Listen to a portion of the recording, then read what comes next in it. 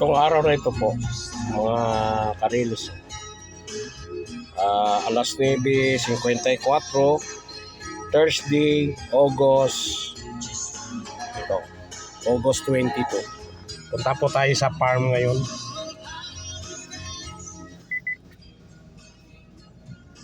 Yun, mababay muna mga duga.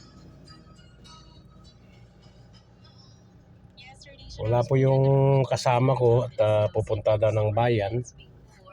Ito po, dito sa bahay. Yun.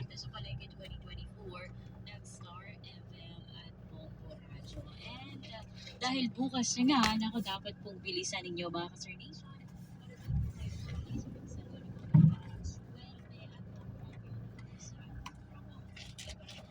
Punta ako ngayon sa farm. It is about 1 kilometer away from my home.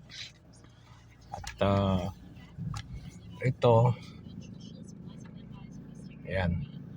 So, kaya inabot ako ng tanghali kasi dito nag-garden din po ako. Yung mga tanim akong sili, repolyo, yun o, sili. Ayan, radish. Pangkonsumo lang po yan. Ang dami namang malunggay yan. So, pupunta na po, ito yung daanan ko. Ayan.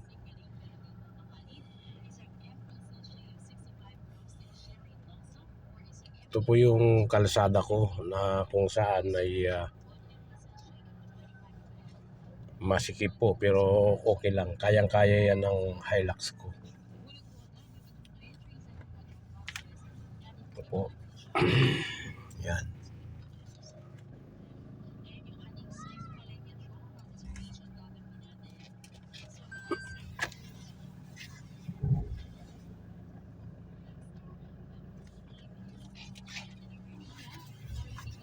Parang uulan yata, pero sige lang. Kaya pa, may dala kasi akong abono.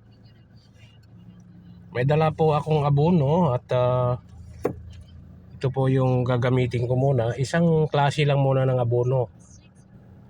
Accordingly, ang king of all the synthetic fertilizer ay yung urea. So bumili po ako ng urea. I supposedly engaged to an organic fertilizer such as yung mga liquid na ini-spray, 3-in-1 sabi nila. Pero pag binabasa ko yung comment ng mga gumamit nun, wala daw kwenta eh. So sometimes bago ka bibili, para hindi ka naman may scam, alamin mo muna yung mga comment.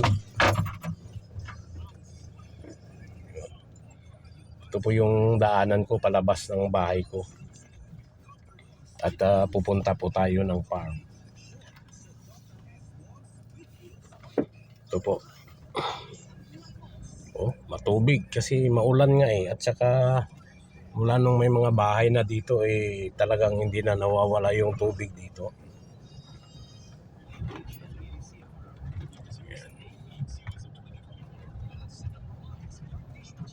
Ito po yung palabas ng bahay ko papuntang highway kung saan ay yan.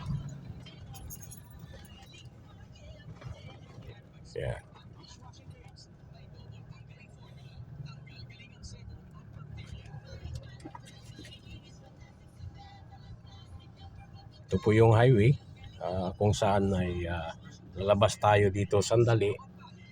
Ito po yung papuntang Ayala, West Coast sabi nila. Nandito ako sa West Coast eh. At ito naman yung papuntang bayan o pueblo sabi nila.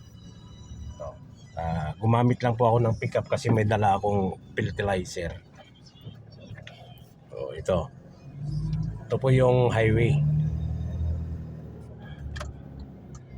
So dito ako liliko uli. Paglabas ng bahay, dito ako liliko papuntang farm ko. Ito mga karil. So tubig po ito. Itong kalsada na sinasabing barangay basa. Kasi kahit tag-init, basa pa rin. Pag umulan, basa pa rin.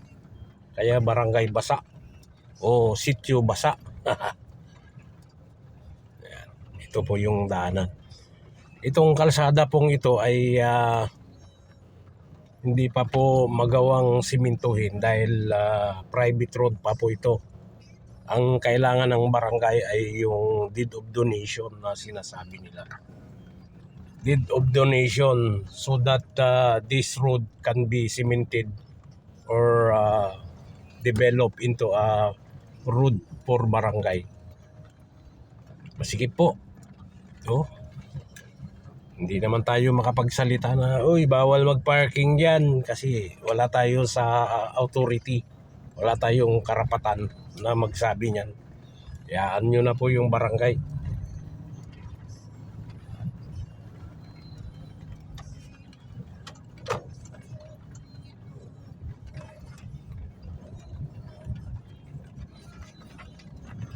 Ito po, paakyat po ito.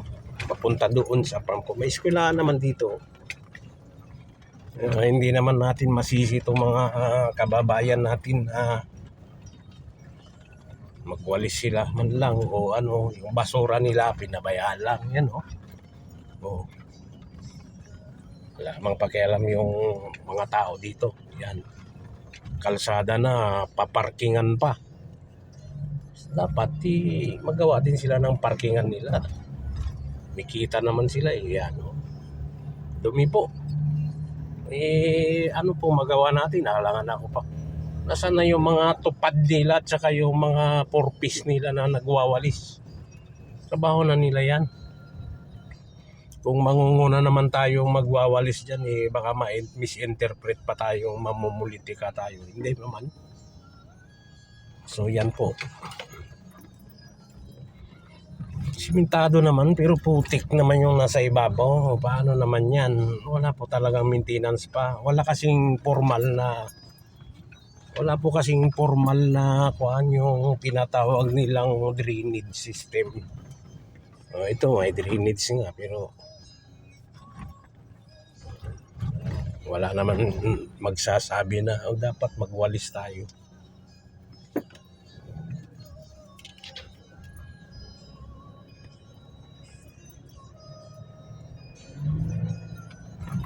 Ito yung dating Cornelia daw. Cornelia pa man to.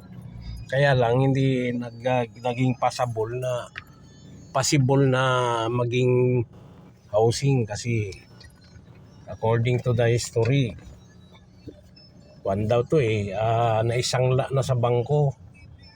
Gawin na sanang housing pero naisangla pa sa bangko kaya nagkaroon ng conflict. Kaya ito dumadaan tayo sa hindi naman to road. Private land, private property na gagawin sanang housing. Kaya ito, kung titingnan mo, may bulubundukin. Yan ang komunidad ng Barangay Sinunok. Hindi pa siya fully developed or well-populated area. Kaya kung may plano kang mag-practice mag-drive to, magandang kwanto. May lubak-lubak na rin siya. Yan o.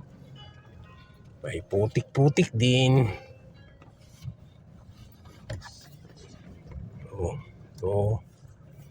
Dito, ikot tayo dito.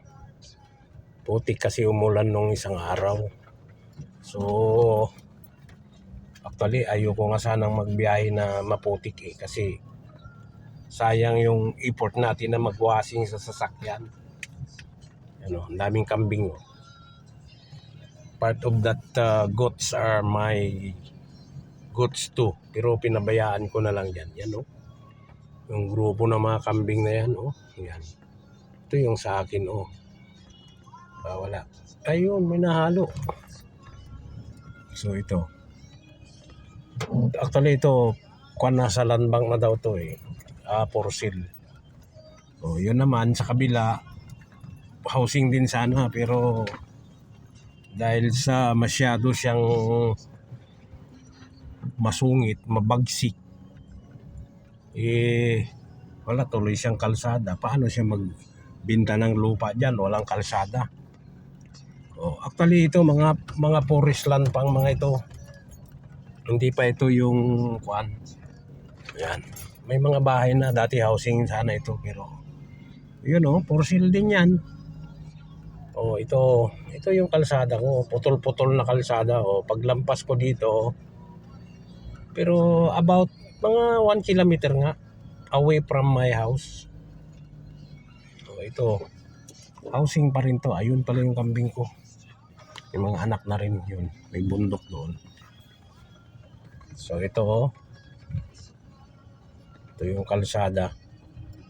Punta dun sa farm. Actually, hindi pa ito madidevelop pa. Pero once na procure tong lupa na ito ay magkakaroon ng development plan, magkakaroon na kami ng sariling kalsada.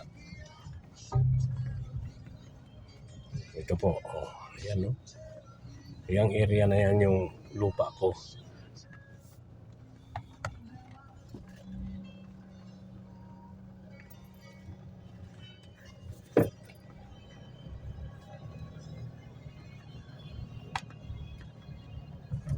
Ito yung papasok na kalsada. Ito, kalsada ko na ito. Waiting for the development of housing, proposed housing. So dito mga ka-reels, ito na yung lupa ko. So, yun, may sagingan ako doon, no? Yun. Pupunta tayo mamaya doon at i-cover natin yung mga kasagingan natin doon.